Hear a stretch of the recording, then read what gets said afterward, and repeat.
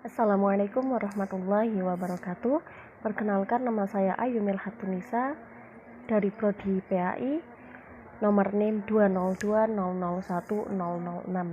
Di sini saya akan membahas sedikit mengenai pembelajaran, di antaranya yaitu pembelajaran Al-Quran, pembelajaran hadis, pembelajaran akidah akhlak, dan pembelajaran fikih. Baik, langsung saja kita mulai pembahasan yang pertama, yaitu pembelajaran Al-Quran. Pembelajaran adalah proses interaksi peserta didik dengan pendidik dan sumber belajar pada suatu lingkungan belajar. Pembelajaran Al-Quran sendiri adalah proses perubahan tingkah laku peserta didik melalui proses belajar, mengajar, membimbing, dan melatih peserta didik untuk membaca Al-Quran dengan fasih dan benar sesuai kaidah ilmu tajwid. Tujuannya agar peserta didik terbiasa belajar membaca Al-Quran dengan baik. Selanjutnya adalah materi pembelajaran Al-Quran. Pada pembelajaran Al-Quran ada beberapa pokok pembelajaran, yaitu menulis, membaca, dan ulumul Quran. Yang pertama adalah membaca Al-Quran, yaitu kemampuan anak untuk dapat melisankan atau melafalkan apa yang tertulis di dalam kitab suci Al-Quran dengan benar sesuai dengan makhraj dan tajwidnya. Untuk membaca Al-Quran itu ada beberapa metode yang bisa kita terapkan. Yang pertama, kita harus mengenalkan dulu kepada peserta didik mengenai adab-adab membaca Al-Quran, yaitu dalam keadaan suci, di tempat yang suci, menghadap kiblat, dan diawali dengan ta'awud. Lalu yang kedua, metode pembelajaran membaca Al-Quran dengan metode latihan terus-menerus secara rutin sampai anak terbiasa untuk membaca Al-Quran dengan baik dan benar. Aspek yang kedua adalah menulis Al-Quran. Menulis Al-Quran adalah keterampilan menulis huruf-huruf hijaiyah dalam Al-Quran sesuai dengan kaidah penulisan yang benar. Indikator kemampuan menulis siswa itu dapat dibagi menjadi 3 bagian. Yang pertama yaitu menulis huruf-huruf hijaiyah secara terpisah dan tanda bacanya. Lalu yang kedua, menulis huruf hijaiyah bersambung dengan tanda bacanya. Lalu yang ketiga, menulis surah-surah pada juz amma dan hadis-hadis pilihan beserta tanda bacanya. Untuk aspek menulis Al-Quran, metode pembelajarannya adalah dengan latihan dan praktek. Karena dengan latihan dan praktek terus-menerus, maka lama-kelamaan siswa akan terbiasa menulis Al-Quran. Lalu selanjutnya adalah model pembelajaran Al-Quran. Di Indonesia ada beberapa model yang terkenal, yaitu model pembelajaran Al-Barqi, lalu model Qiraati, model Yambu'ah, model Iqra, dan model Tilawati. Lalu selanjutnya adalah tujuan pembelajaran Al-Quran, yaitu untuk mengetahui arti-arti dari kalimat Al-Quran, penjelasan masing-masing ayat, dan hukum yang tertulis dalam ayat tersebut. Dan selanjutnya melaksanakan tuntunannya untuk memperoleh kebahagiaan dunia dan akhirat. Setelah mempelajari pembelajaran Al-Quran, maka setelahnya kita akan mempelajari pembelajaran hadis. Dalam pembelajaran hadis itu ilmu yang dipelajari ada beberapa macam, di antaranya yaitu ilmu mustalah hadis, ilmu takhrij dan dirasah sanad, dan ilmu turuq fahmil hadis. Yang pertama yaitu ilmu mustalah hadis, adalah ilmu yang berisi tentang istilah-istilah dasar dalam ilmu hadis, seperti apa yang dimaksud dengan sanad, matan, dan apa itu hadis sahih, hadis hasan maupun hadis dhaif, dan apa saja kriteria sebuah hadis disebut hasan, sahih, dan dhaif. Lalu ilmu yang kedua adalah ilmu takhrij dan dirasah sanad, yaitu ilmu yang berisi tentang tata cara mengidentifikasi sebuah teks, apakah benar ia berstatus sebagai hadis Nabi atau bukan. Selain itu, ilmu ini juga berfungsi untuk membuktikan tingkat validitas sebuah ungkapan, apakah ia hadis sahih, hasan ataupun dhaif, dengan menganalisis segala sesuatu yang terdapat di dalam sanadnya. Lalu yang ketiga adalah ilmu turuq fahmil hadis, adalah ilmu yang berisi tentang tata cara serta kaidah membedakan antara hadis yang mengandung syariat dan hadis yang hanya sebatas budaya lokal Arab semata. Selanjutnya adalah metode pembelajaran dalam pembelajaran hadis. Pembelajaran merupakan proses atau aktivitas yang melibatkan peserta didik dan pendidik dalam waktu dan ruang yang kondusif untuk terjadinya sebuah komunikasi dalam berbagai arah. Metode pembelajaran hadis ini ada 8 macam yang bisa dilakukan oleh seorang guru dalam mengajarkan hadis, yaitu yang pertama, simak, merupakan metode seorang guru membaca hadis di depan muridnya atau hadis itu disampaikan dalam forum ceramah.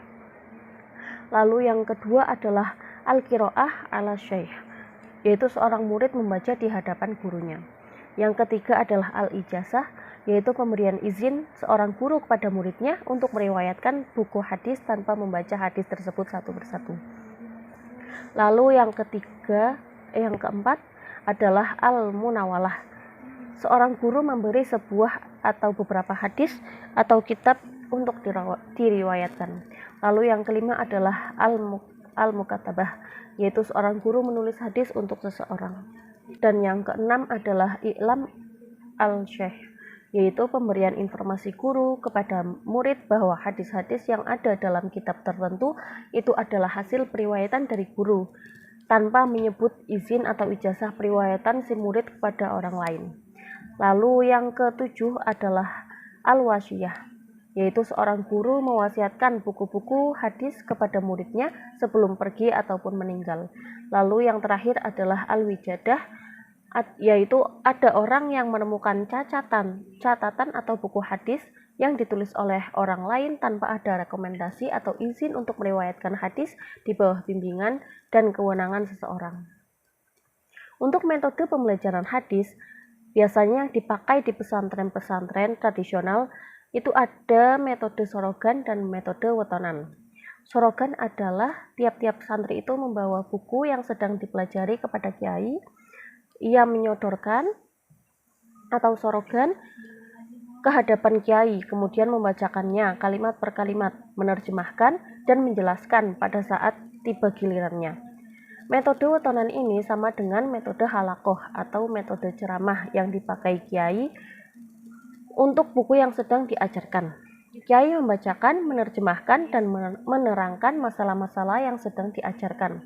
Wetonan bisa juga disebut bandongan, yaitu kiai membaca kitab, memaknai dan dijelaskan maksudnya. Santri menyimak dan menulis maknanya dengan huruf miring atau Arab Melayu.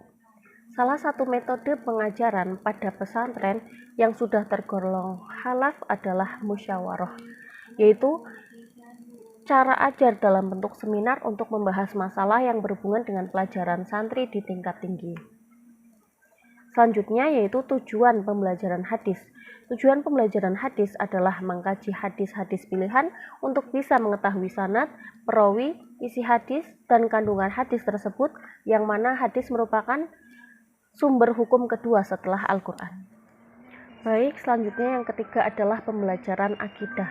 Pembelajaran akidah identik disatukan dengan akhlak, karena keduanya adalah hal yang membuat seimbang hidup seseorang. Dalam kurikulum sekolah, mata pelajaran akidah disatukan dengan akhlak sehingga menjadi akidah akhlak.